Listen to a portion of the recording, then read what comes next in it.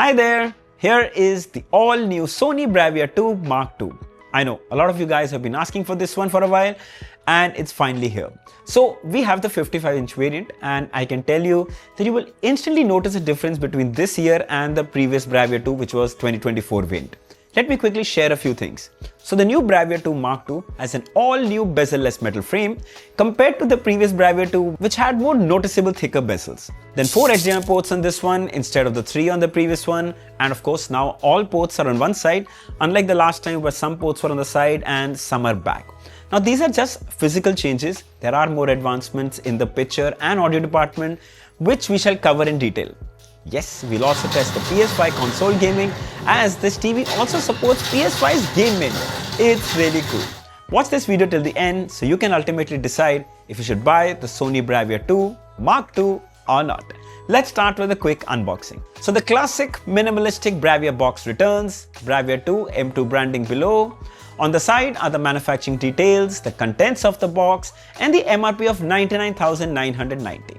So I've said this a million times and I'll still say it again, do not unbox this TV on your own. Firstly, that would void the warranty and you could also damage it. Sony will be sending a technician to your doorstep, he will unbox it and set it up for you at no extra cost. So inside the box is the TV itself, then we have lots of paperwork. Firstly is the warranty card, then you have the quick reference guide, and then you have the quick setup guide, then you have the power cord, 2 AAA batteries for the remote, and finally the remote. Now of late we have been seeing this with most Sony TVs. It's really nice, compact, light remote. On the top here is the power button, then you have the TV, quick settings button, input button, menu button, D-pad to navigate, back button, home button, Google Assistant button, volume up and down, mute button. Then you have shortcut keys for Sony Pictures Core, Netflix, YouTube, Prime Videos, and the all-new Crunchyroll and Sony Live. So that's really nice. Overall, it's really light and easy to use. So you might have noticed that there's no table mount or wall mount included in the box. So what you have to do is inform the technician if you need the wall mount or table mount before he comes to set up the TV. They usually also check with you before they come and they'll bring one when they come over. Keep this in mind that the installation and wall mounts are absolutely free. There is no extra cost on that. Alright, so we fix the stands and table mount the TV, and this is like an all-new Bravia 2. We get the ultra slim bezels that look super premium. It's built of metal, matte finish and a flat design that I absolutely love. It's a nice departure from the plastic thick bezels that we saw in the previous Bravia 2. The stands too also have an all-new design. It's slim and sit flat on the table. Sadly, they aren't metal, but the quality is pretty good and provide a really good grip on the table. Sony branding on the left side on the lower bezel. By the way, in the previous variant, it was in the center. Moving towards the back, well, it's an all-metal body with checks-like design in the center. The center section though is plastic, but looks very premium. Power input port is on the left, while all the rest of the ports are on the right. Starting from the top, dual USB-A ports, optical port, 4 HDMI ports, Ethernet, and 2 antenna ports. Firstly, not a fan of dual USB-A ports. I personally feel it's a task to plug in 2 pen drives at the same time. I know it's a really rare scenario, but just say. Then again, Bravia skips the headphone jack, which I believe was done because most people don't use it. But still, that's something I wish Sony had retained. Then glad to see 4 HDMI ports instead of 3, so that's great. And HDMI 3 port supports eARC for digital audio output, so now you can connect Dolby Atmos supported soundbars as well. Let's have a quick look at the specifications. So it's powered by Sony's X1 processor, 4K display with a resolution of 3840 by 2160 pixels. It comes with an IPS panel with 60Hz refresh rate. You get ALLM with PS5 support, HDR and HDR10 support, native Apple AirPlay support, 20-watt sound output with Dolby Atmos, and it's running the Google TV OS. So let's start with the main deal, the display. So here's a 4K HDR video and you instantly see Sony's signature tuning, which looks gorgeous. The X1 processor clubbed with the all-new live color engine provides an impressive viewing experience. When it comes to colors, I'd say they are vibrant, they are punchy, but surely not a sore to the eyes. You can feel it's more subtle and not right in your face. The clarity is truly something where Sony TVs ace it. Every frame on the Bravia 2 feels like it's tuned to perfection. Check that out. Now we all know Sony doesn't share its peak brightness levels, and I'm not going to use a lux meter to give you fake brightness levels, but I can assure you it's more than adequate. The best way to know is while watching HDR content. It looks absolutely stunning on this huge screen. Obviously, we didn't do a side-by-side comparison with the previous Bravia 2, but it definitely feels brighter than its predecessor. Let's talk about black levels. Well, surprisingly, we see a huge improvement here. It actually does a really impressive job. Of course, it won't be like a QLED or mini LED TV, but Sony has managed to do full justice to this panel. Yes, if you view it from an angle, you might see some grey stones in black, but that would be pixel peeping. But overall, it's a very dynamic experience. Here's a dark scene from the movie, and here you can see every detail is so clear. This is the power of the X Reality Pro. It reduces noise and enhances every shot, giving you very satisfying viewing experience. Check out the contrast levels, bright whites and deep blacks in the same frame. It's so good. By the way, we also ran a dimming test, didn't see any light trails or light bleed issues. Also, thanks to an IPS panel, viewing angles are just perfect.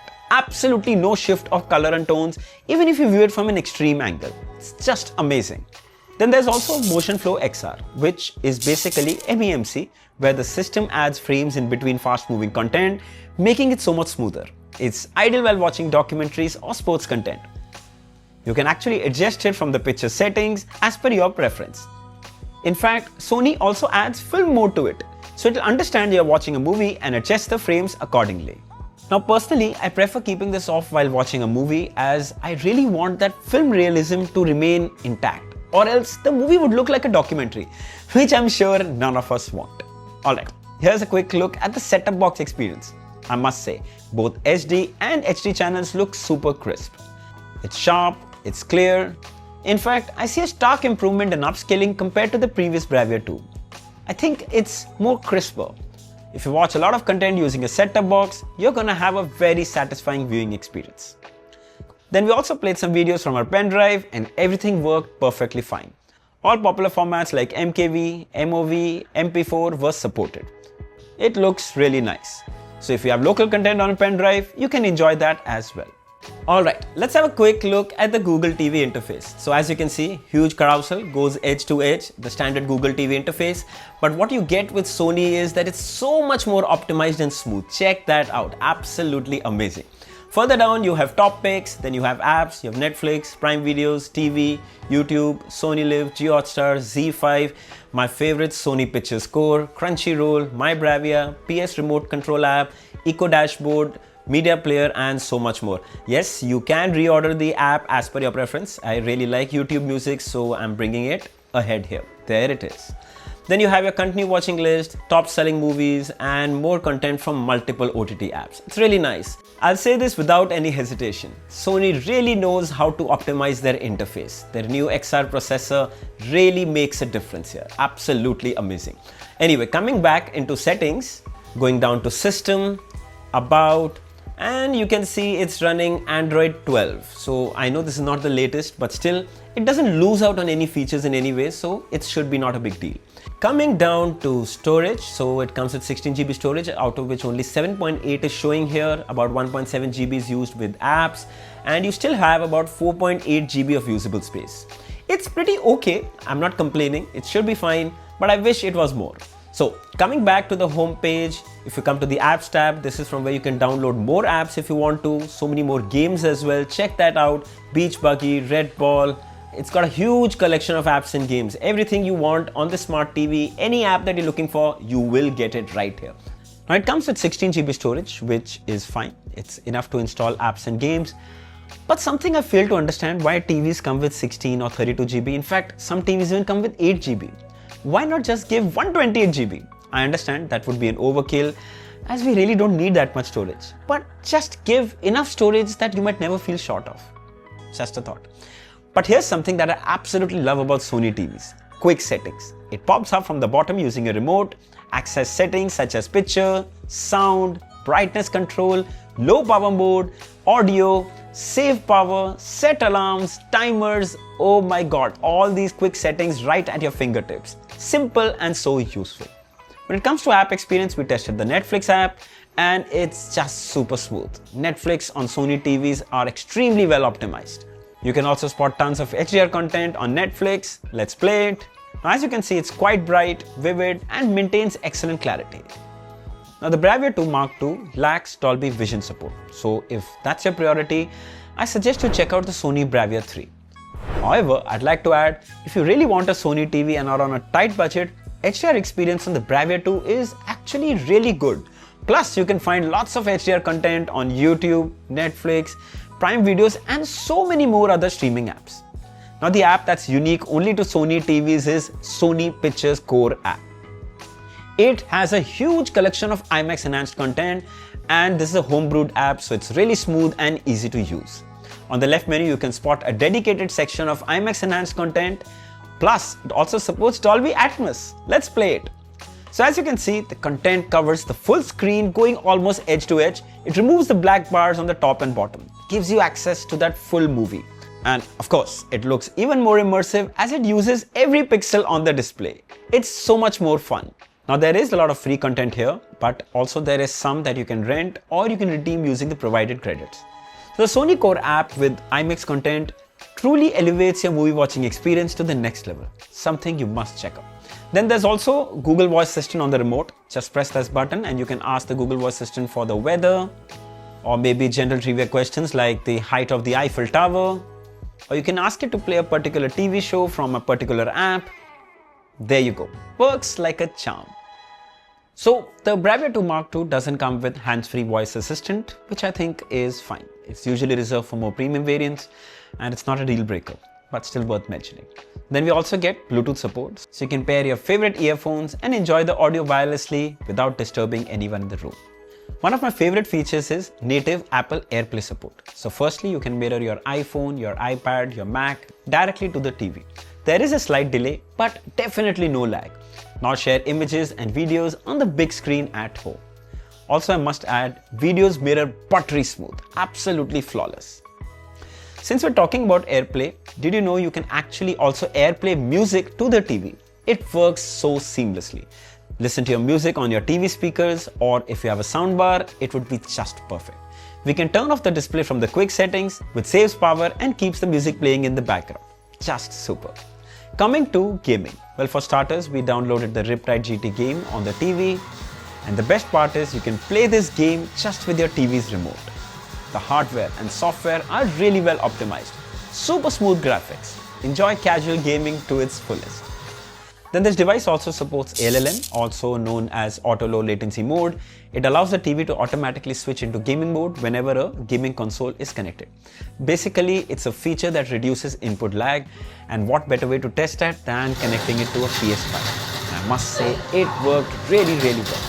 Before we move to the gaming experience, there is this gaming menu which Sony has included in all their new TVs, and here you can make all the changes directly. Very smart implementation, I would say. Alright, let's talk gaming.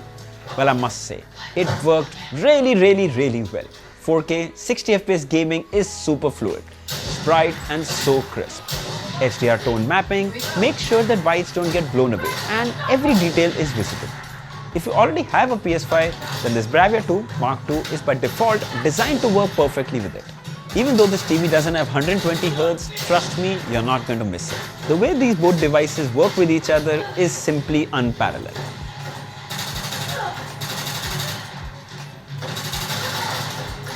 Finally, coming to the audio. So the Bravia 2 Mark II, they come with 20 watt sound output, two 10 watt downfiring speakers.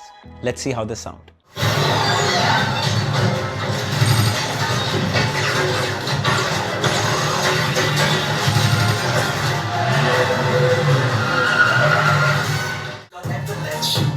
Easier to break it off as friends. I don't really understand myself. I don't really understand, need help. I don't wanna be left on the shelf. Couldn't even hear me if I yelled. It's so good. Okay, frankly, for 20 watt speakers, they actually sound pretty good.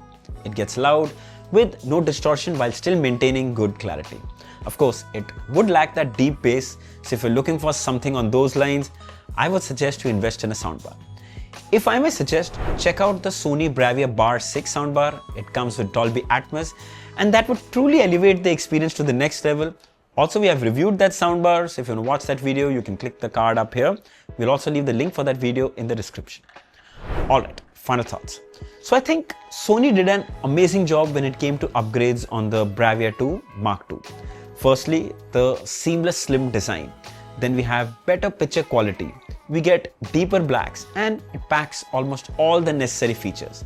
If you're looking to buy a smart TV that's reliable and doesn't burn a hole in your pocket, then you must go for the Sony Bravia 2 Mark II. This 55-inch variant is currently retailing for $55,990 on Amazon.in, which I think is a stellar deal.